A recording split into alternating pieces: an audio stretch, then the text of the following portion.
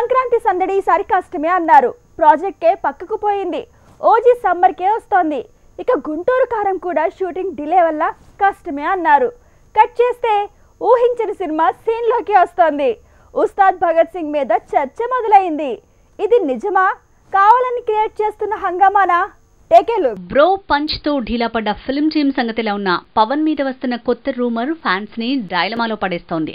అదే పొంగల్ పోరులో power star cinema అదెలా సాధ్యమనే ప్రశ్నే చిక్కుముడిని మరింత చిక్కులోకి నెడుతోంది. నిజానికి 2024 సంక్రాంతికి సీన్ లో ఉండేది గుంటూరు కారం మాత్రమే అన్నారు. కానీ పవన్ సినిమా మహేష్ మూవీకి పోటీ అనే లోపు లెక్కలు మారాయి. పవన్ మూవీ పక్కకు పోతే గుంటూరు కారమే మిగిలి ఉంటుందన్నారు. సరే, సంక్రాంతికి లిస్టులోంచి ప్రాజెక్ట్ కే పక్కకు పోయింది కాబట్టి ఇక గుంటూరు కారమే సోలోగా సందడి చేస్తుందంటే, త్రివిక్రమ్ షూటింగ్ ని డిలే చేస్తుండటంతో ఇది కూడా ప్రాజెక్ట్ కేలా వేసవినే చూసుకోవాలనేస్తున్నారు. నిజానికి రామ్ చరణ్ తో శంకర్ తీసే సినిమా గేమ్ చేంజర్ ని సంక్రాంతికి ప్లాన్ చేశారు.